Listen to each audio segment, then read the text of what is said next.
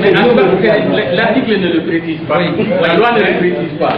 Si ça le fait de faire une pratique, mais c'est pas légal. S'il vous plaît. S'il vous plaît. Aujourd'hui que je vais apprendre à lire. Moi je le dis aussi bien. Moi aussi je l'ai lu. Le temps parle d'un état. Oui. Vous n'avez pas la parole. Il y a ce que les textes disent, attendez, ce que les textes disent et parallèlement, pas parallèlement, mais par rapport à certaines insuffisances du texte, une pratique qui est en cours, si j'ai bien compris. C'est ce que vous essayez de nous faire comprendre. Parce qu'en fin d'année, ce que les textes disent, le report ne peut se faire que sur le budget additif. Alors avant que l'élaboration du budget additif, vous dites qu'on doit pouvoir continuer à exécuter les restes à réaliser là. Donc cela ne peut se faire que sur la situation dégagée par l'ordinateur. Oui, l'état des restes à réaliser. L'état des restes à réaliser. Non, moi je vais dire, par présent, s'il vous plaît, une minute. C'est-à-dire si le budget 2008 est approuvé, il n'y a pas de problème. Si le budget 2008 est approuvé. Est approuvé au 1er janvier 2008, par exemple, vous avez il a son budget 2008. Le problème ne se pose pas. Non, attendez, le problème. Il n'y a même pas d'état de reste à faire. Il a déjà tenu compte de ça dans son budget, il l'a fait. Le budget est approuvé. Le budget 2008, normalement, si on suit la chose, est approuvé depuis octobre. C'est ce que j'ai dit. Donc, les restes à recouvrer, les restes à réaliser de l'année dernière, n'est pas établi à ce moment. Vous n'avez pas compris ce que je veux dire. Vous n'avez pas compris ce que je veux dire. Vous dites que normalement c'est approuvé en octobre, mais on approuve jusqu'en décembre. On peut approuver en décembre, mais en réalité en octobre même on approuve pas, parce que ça vient à partir du 31 octobre, le budget, la date limite de dépôt c'est le 31 octobre. Non, s'il vous plaît, monsieur le président. Tout à fait. On n'approuve pas en octobre. Essayons de nous comprendre rapidement, parce que le temps là, le sujet est assez important, je sais que c'est ce qui passionne les débats, enfin ce qui fait que les débats sont assez vifs, mais essayons de gérer le temps aussi. On va gérer le temps. Oui. Oui, vous savez, on parle dans le cadre des textes de loi, pas dans la pratique. Avec les exercices pratiques et tout. Là. Ok, donc les participants peuvent faire la clôture. Très bien, même si certains ne vont pas partir aujourd'hui. D'accord.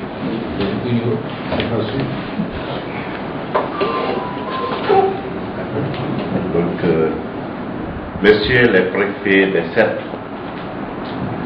madame, messieurs les membres de la délégation nationale, messieurs les chefs de services régionaux, messieurs les percepteurs et receveurs municipaux, nous voilà au terme de cet atelier sur la gestion budgétaire et comptable des collectivités. Durant ces 2 journées, vous avez passé en revue les textes de base qui réglementent cette gestion, notamment le Code des collectivités territoriales et l'instruction interministérielle numéro 143 sur MEF, MATCL, et fait des exercices pour les meilleures assimilations de la pratique sur le terrain. Messieurs les participants, vous êtes aujourd'hui mieux armés pour exercer chacun dans son niveau ses attributions dans le cadre de la bonne gouvernance locale. Les comptables des collectivités territoriales pour ce qui concerne la production des documents comptables. Les préfets pour un contrôle et un appui conseil plus efficace. Aussi, voudrais-je au nom des autorités administratives et politiques régionales remercier les formateurs pour leur disponibilité et la qualité de leur exposé. Permettez-moi, une fois de plus, de renouveler mes remerciements à l'endroit des partenaires techniques et financiers, notamment le PACT et le GRDR, qui ont bien voulu nous accompagner dans ce processus de formation pour asseoir une bonne gestion budgétaire et comptable dans nos collectivités. Nous sollicitons toujours leur soutien continu pour la duplication de cette formation jusqu'à l'échelon local en faveur des élus et de leurs agents. Notre disponibilité et notre engagement seront constants pour soutenir les efforts de ces séances de formation. M'adressant à vos préfets et percepteurs, je vous invite désormais à une application rigoureuse des textes, car vous n'ignorez sans doute pas que la rigueur est le seul gage de la transparence dans la gestion des collectivités. En vous souhaitant bon retour dans vos foyers respectifs, je déclare clos les travaux de l'atelier de formation des préfets et des percepteurs, receveurs des collectivités territoriales. Le cas, je vous remercie. Et de nos élus. Et vous, les formateurs qui sont venus de très loin, durant 2 jours, très loin de votre famille, et avec, comme j'explique bien du tout de suite, là, avec les exposés que vous avez eu, la qualité des exposés, on ne peut que vous remercier et votre disponibilité. Je tiens encore à vous le dire que vous soyez effectivement des ambassadeurs près des bailleurs de fonds qui nous ont aidés tout de suite pour que nous soyons en mesure, encore une fois de plus avec les élus, descendre à la base au niveau effectivement des cercles, de tous les cercles de la région, pour que tout le monde puisse être à hauteur de souhait afin de pouvoir être crédible au moment opportun.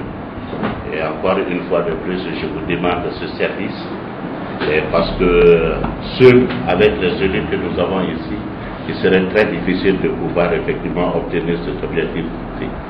Mais je suis sûr et certain que avec vos aides, c'est certain que nous allons être à hauteur de souhait. Encore une fois de plus, je vous souhaite un bon retour dans vos foyers et nous donnons l'assurance que nous allons fortement exploiter les données que nous avons reçues. Merci encore une fois. Très bien. Monsieur le représentant du gouverneur, vous avez suivi pendant nous les 2 jours de la formation. Quelles sont vos impressions? Et d'après vous, quelles sont les prochaines étapes? Merci, M. Berger. Effectivement, nous venons de participer à la formation pendant ces 2 jours sur la gestion comptable la gestion budgétaire et comptable des collectivités. Je vous assure que pendant ces 2 jours, nous avons beaucoup appris. Nous avons beaucoup appris, surtout par rapport à l'application des textes et les institutions interministérielles. Et les uns et les autres partent ici vraiment satisfaits. Nous espérons pouvoir très prochainement au niveau de la base avoir les maires et leurs agents pour leur donner les mêmes formations afin que désormais au niveau de la gestion budgétaire et comptable des collectivités il n'y a plus de disparité dans les documents produits. Et il faut que les uns et les autres, que tout le monde ait la même interprétation des règlements qui gèrent la comptabilité et les budgets. Bon, je profite de l'occasion aussi pour vraiment remercier tous nos partenaires, particulièrement le BGP, le BGRDR et le PHCT qui nous ont appuyés, qui ont apporté des appuis financiers et qui ont aussi mobilisé le personnel afin de nous aider à sortir cette formation. Encore une fois, merci à tous. Merci bien. Normalement, le budget 2008 devait commencer à être exécuté le 1er janvier 2008. Si tel est le cas, et qu'au 31 décembre, on fait l'état des restes à réaliser, ça trouve que ce budget a été élaboré, adopté par le Conseil, approuvé par l'autorité de tutelle pour que ça soit exécutoire à partir du 1er janvier. Donc l'état là, ça suit son cours. Cet état-là, on peut continuer à l'exécuter en matière d'investissement, c'est l'investissement. On continue mais maintenant la régularisation, pour prendre en compte tout ce qu'on a fait, on le fait à travers le budget additionnel. Voilà. C'est comme ça. Et avant que non, ça n'a rien à voir avec le budget primitif. Parce que ça va être intégré dans le budget primitif au moment de l'élaboration du compte administratif. les prévisions qui sont dans le budget 2008 là, plus ceux qui ont été faits dans le budget additionnel, ce sont ces prévisions globales-là qui se trouvent dans le compte administratif en prévision. Et la réalisation, c'est la réalisation des deux. Ce qu'on met en colonne de réalisation. On doit c'est pris en compte dans les études. Moi, oui, je vois autrement encore. Autrement. Si on exécute le budget 2007, au 31 décembre, il y a des dépenses à exécuter. Là, on va commencer le budget 2008. Et les dépenses de 2007 qui ne sont pas exécutées, on peut émettre ces mandats. Si l'ordinateur émet ses mandats de 2007, le comptable fait la prise en charge de ces mandats et après ça sera payé en 2008 parce que la prise en charge est déjà faite sur l'exercice 2007, sur le budget de 2007. Ça c'est le fonctionnement ou bien non, le fonctionnement même d'investissement. Non. Ça sort comme un reste à payer de l'exercice. Il faut que le droit soit constaté. C'est-à-dire que si, c'est constaté. Non, le travail n'a pas été fait. Hein? C'est le service que les mandats sont payés. Hein? Il faut que le service soit rendu. On rend le service et on paye le mandat. C'est comme ça. Hein? Mais c'est pas la prise en charge. Non. Sur une dépense non exécutée. Par exemple, bon, ça vient. S'il vous plaît. On On a pris la salle de On va au point suivant. Pratiquant la vie, on ne peut pas dire toute la journée dessus. Si vous le permettez, je continue avec vous.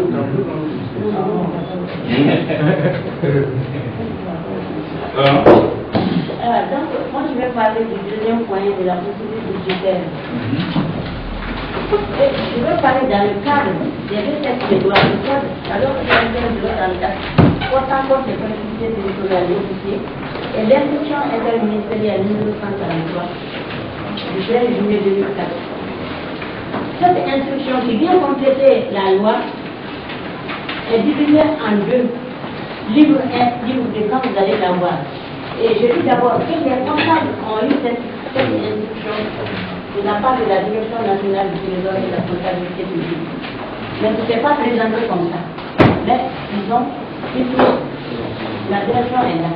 Nous aussi, bien sûr, on a eu à l'éviter par rapport aux autres acteurs, notamment les préfets et les autres acteurs du terrain. J'ai quelques copies pour quelques préfets.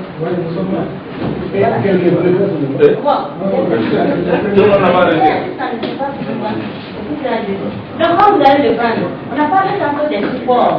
On va parler du côté de livre 1, qui va parler de tout ce qui est ordinateur. En fait, on ne sait pas si c'est arrivé ou c'est pas arrivé. La situation n'a pas fait, peut-être que c'est pas arrivé. L'instruction budgétaire, est-ce que c'est arrivé ou c'est pas arrivé au niveau de la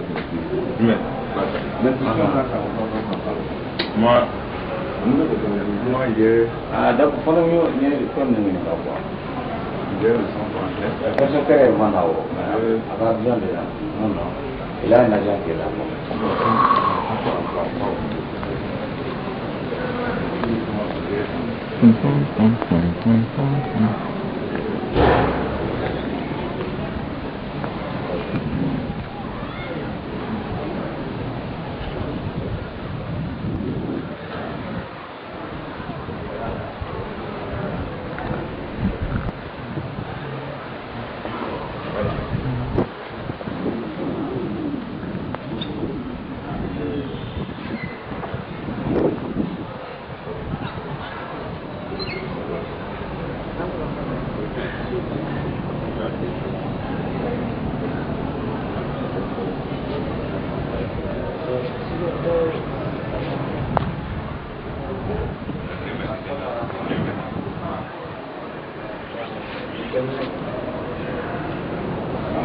Bon, on dit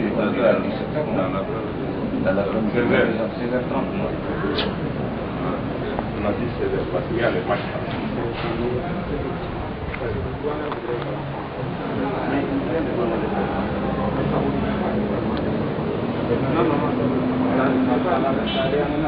Voilà,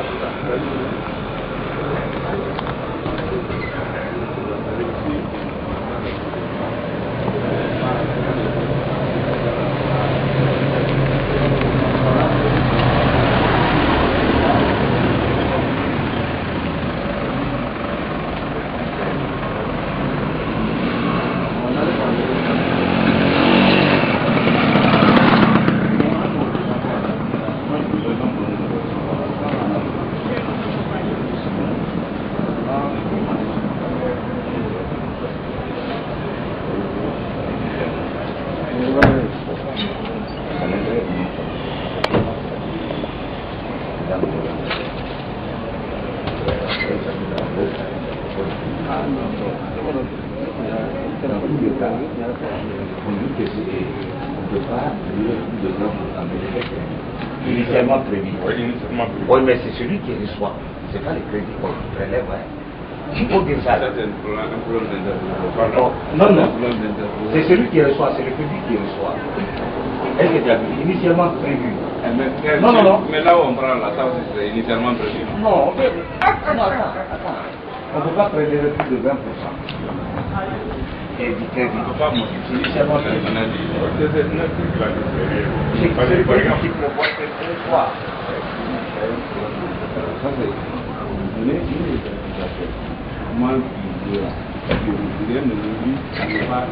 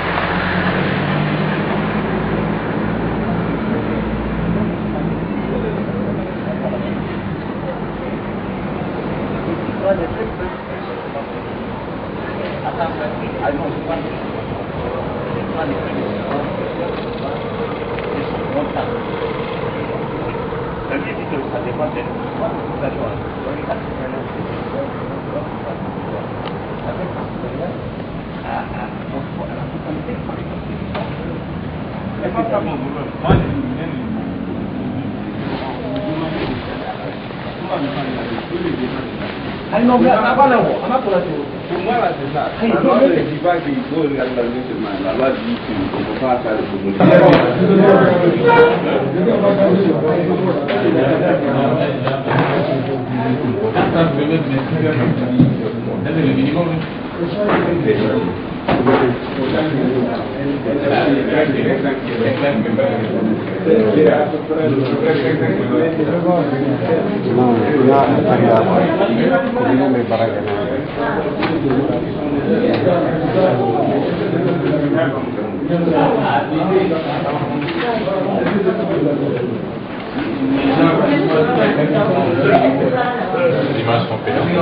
Non.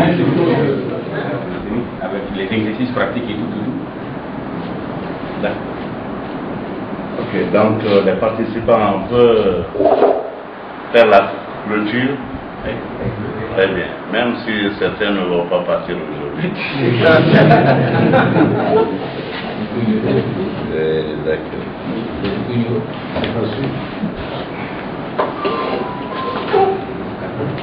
Donc, messieurs les préfets des cercles, madame, messieurs les membres de la délégation nationale, messieurs les chefs de services régionaux, messieurs les percepteurs et receveurs municipaux, nous voilà au terme de cet atelier sur la gestion budgétaire et comptable des collectivités. Durant ces 2 journées, vous avez passé en revue les textes de base qui réglementent cette gestion, notamment le Code des collectivités territoriales et l'instruction interministérielle numéro 143 sur MEF, MATCL, et fait des exercices pour les meilleures assimilations de la pratique sur le terrain. Messieurs les participants, vous êtes aujourd'hui mieux armés pour exercer chacun dans son niveau ses attributions dans le cadre de la bonne gouvernance locale. Les comptables des collectivités territoriales pour ce qui concerne la production des documents comptables, les préfets pour un contrôle et un appui conseil plus efficace. Aussi, voudrais-je au nom des autorités administratives et politiques régionales remercier les formateurs pour leur disponibilité et la qualité de leur exposé. Permettez-moi, une fois de plus, de renouveler mes remerciements à l'endroit des partenaires techniques et financiers, notamment le PACT et le GRDR qui ont bien voulu nous accompagner dans ce processus de formation pour asseoir une bonne gestion budgétaire et comptable dans nos collectivités. Nous sollicitons toujours leur soutien continu pour la duplication de cette formation jusqu'à l'échelon local en faveur des élus et de leurs agents. Notre disponibilité et notre engagement seront constants pour soutenir les efforts de ces séances de formation. M'adressant à vos préfets et percepteurs, je vous invite désormais à une application rigoureuse des textes, car vous n'ignorez sans doute pas que la rigueur est le seul gage de la transparence dans la gestion des collectivités. En vous souhaitant bon retour dans vos foyers respectifs, je déclare clos les travaux de l'atelier de formation des préfets et des percepteurs receveurs des collectivités territoriales. Le cas, je vous remercie. Et vous, les formateurs qui sont venus de très loin, durant 2 jours, très loin de votre famille, et avec, comme j'ai bien disposé, que vous avez eu la qualité des exposés, on peut que vous remercier et votre disponibilité. Je tiens encore à vous le dire que vous soyez effectivement des ambassadeurs près des bailleurs de fonds qui nous ont aidés tout de suite, pour que nous soyons en mesure, encore une fois de plus avec les élus, descendre à la base au niveau effectivement des cercles, de tous les cercles de la région, pour que tout le monde puisse être à hauteur de souhait, afin de pouvoir en tout cas être crédible au moment opportun. Et encore une fois de plus, je vous demande ce service, parce que ceux avec les élus que nous avons ici, il serait très difficile de pouvoir effectivement obtenir cet objectif. Mais je suis sûr et certain que avec vos aides, c'est certain que nous allons être à hauteur de souhait. Encore une fois de plus, je vous souhaite un bon retour dans vos foyers et nous donnons l'assurance que nous allons fortement exploiter les données que nous avons reçues. Merci encore une fois. Monsieur le représentant du gouverneur, vous avez suivi pendant nous les 2 jours de la formation. Quelles sont vos impressions et d'après vous, quelles sont les prochaines étapes? Merci, M. Berger. Effectivement, nous venons de participer à la formation pendant ces 2 jours sur la gestion comptable et la gestion budgétaire et comptable des collectivités. Je vous assure que pendant ces 2 jours, nous avons beaucoup appris. Nous avons beaucoup appris, surtout par rapport à l'application des textes et les soutiens interministériels. Et les uns et les autres partent ici vraiment satisfaits. Nous espérons pouvoir très prochainement au niveau de la base avoir les maires et leurs agents pour leur donner les mêmes formations afin que désormais au niveau de la gestion budgétaire et comptable des collectivités il n'y a plus de disparité dans les documents produits. Il faut que les uns et les autres, que tout le monde ait la même interprétation des règlements qui gèrent la comptabilité et les budgets. Bon, je profite de l'occasion aussi pour vraiment remercier tous nos partenaires, particulièrement le BGP, le BGRDR et le PACT qui nous ont appuyés, qui ont apporté des appuis financiers et qui ont aussi mobilisé le personnel afin de nous aider à sortir cette formation. Encore une fois, merci à tous. Merci bien.